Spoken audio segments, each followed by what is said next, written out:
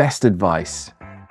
What are you learning? What's your plan for learning and development? What are you learning about yourself? What are you learning about other people? What are you learning about the world? And how are you approaching deliberately developing in those ways? Welcome to the Rogue L&D Hot Shots podcast, a short podcast allowing you to meet some of the brilliant folk driving people performance and development forward in an informal and human way. My name's Tom Bailey, award-winning L&D leader and passionate maverick for all things development. Join me as I ask just 10 questions of some of the industry's most innovative and interesting people. Tell us about yourself.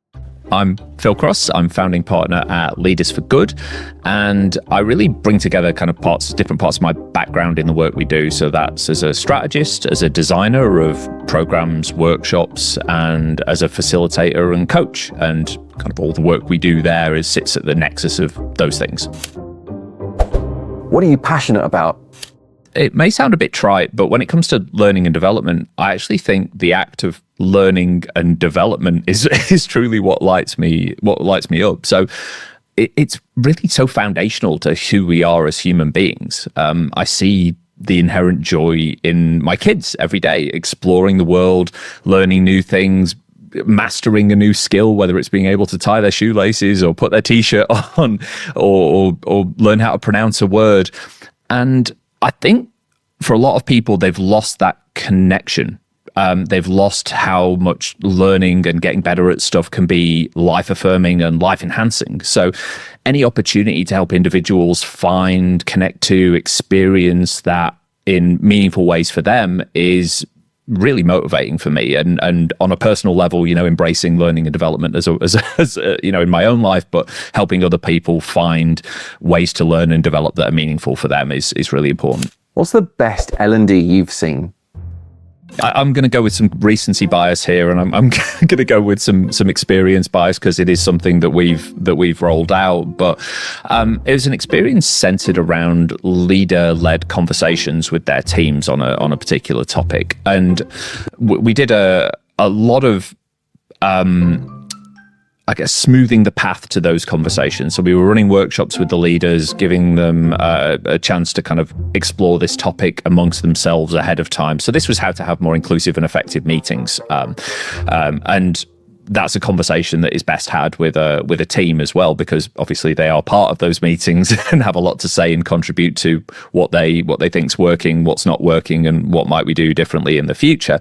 So we provided leaders with a space to have these conversations. We provided everybody in the organization with some self-paced priming. So it was less self-paced learning. There was some content in there to absorb, but more giving them, okay, these are the questions. This is what you're going to be discussing in these conversations with your team and with your leaders, and then getting feedback from those as well. So we just, this is the essence of, I guess, a good lazy program is we just let the touch paper on the firework and kind of walked away and let it bloom, and the results kind of started to speak for themselves in terms of we were hearing how well these conversations were going and how the meetings were shifting within these teams and within the organization at large.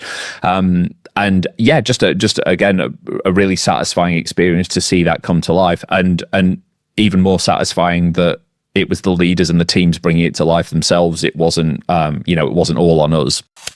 Favorite hand gesture? Yeah. Again, going back to parental references to sound like a broken record, it's actually, a bit of the Metallica kind of hand gesture, just because my eldest, he's only 4, but he's decided he loves Metallica, which I mean, I'm here for it. But every time it comes on, he saw a couple of videos of them in concert, and he noticed people doing the hand gesture. And so whenever Metallica comes on, he'll kind of at the dinner table, and he'll just like throw up the Metallica hand signal, and I'm just like, oh, I love it. It's amazing. It's really fun. One thing you didn't learn. Pretty stereotypical here, and I think for me it's navigation. I'm navigationally challenged, so I pre-kids, me and my partner, we used to do a lot of adventure racing together, out in the bush on mountain bikes and doing trail running and stuff. And she was in charge of the map, so and she just has an uncanny ability with this. So when we went cycle touring, she'd look at the map in the morning, and this was, we were out in the middle of, Eastern Europe, Middle East, and she would just look at a big paper map with a city in the middle and somehow just be able to navigate us all day through the city. And I don't understand how you're doing this. I get lost on the way to the shops. So but I'm quite happy doing that. I'm quite happy outsourcing navigation to Google Maps, Apple Maps. But I think what that raises is the broader point of what do we outsource and what do we want to keep hold of? And in this kind of emerging era of AI and the potential for that to take a lot off our plate, I think considering deeply what we care about getting better at, in going back to the topic of learning and development, what's meaningful for me to keep sharpening my skill at, what's meaningful for me to keep getting better at, and what don't I care about. So if as a owner of a business, I have to care somewhat about the finances, but it's not the thing that lights me up. And if some program can help smooth that and do that easier, I'm all for it. But if I'm designing a workshop, I don't want to pop into ChatGPT, hey, can you give me an agenda for a workshop? Because that just short circuits my thinking, my creativity. So I think that the message here is one of essentialism, really. If anyone's read the wonderful book by Greg McKeown on essentialism, working out what your focus is, where you want to place your time and attention and energy, using tools and technology to outsource some of the other stuff.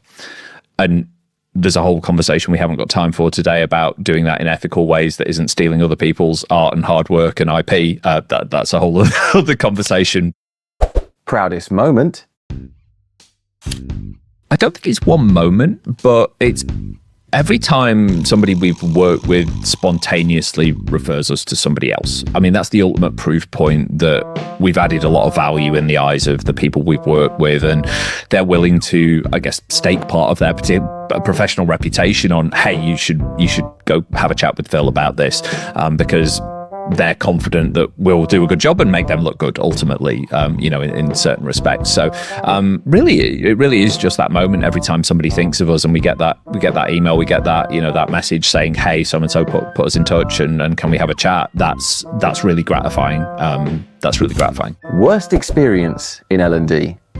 I think the worst experience in learning and development, I was reflecting on this, and it's easy to point to the less than stellar workshop we've all been in some corporate setting and stuff. But I was just looking back at and self-reflecting on some of the very first workshops and presentations that I gave when I was kind of just, fledgling facilitator, and I was liking the idea of doing this sort of thing.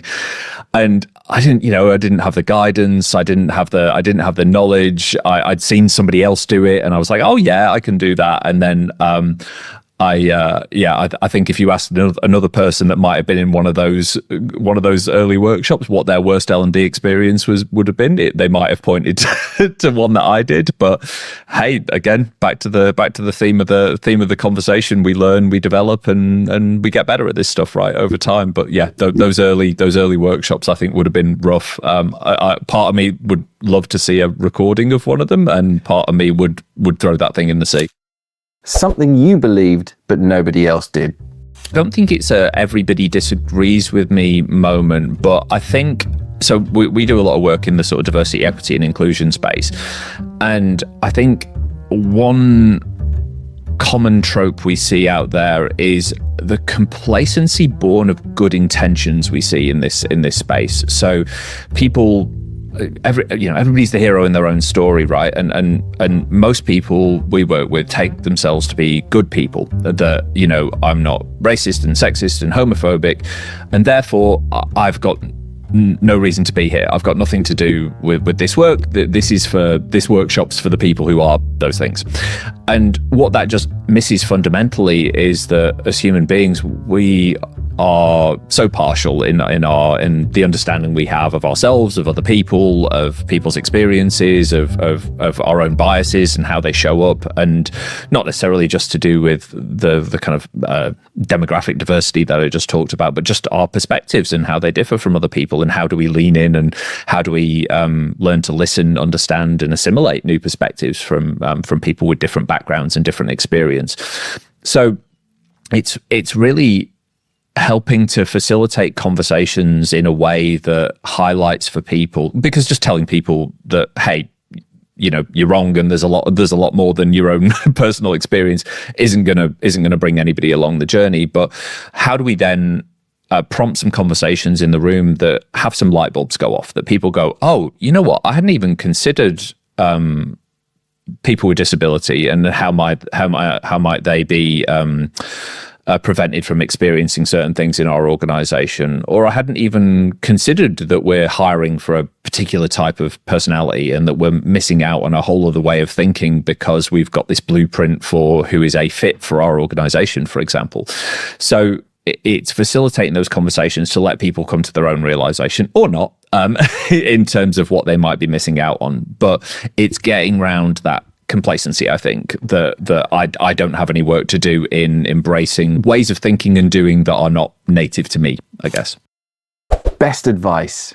So in typical coaching fashion, I pose a question rather than give a piece of advice, but what are you learning? What's your plan for learning and development? What are you learning about yourself? What are you learning about other people? What are you learning about the world? And how are you approaching deliberately developing in those ways? What are you getting better at? What are you consciously looking to improve? I think those are questions that I certainly have to go back and reflect on from time to time, because it's easy to let that sort of stuff slip, and we go into kind of a default mode that I'm passively learning from the environment. But thinking about what am I deliberately trying to improve at, I think, is a useful question to ask yourself from time to time. Thank you to our guest, and to you for listening. If you want to boost the impact of your organization's people development practices, I'd love to connect. You can find me at thomasbailey.co. Alternatively, you can look me up on LinkedIn.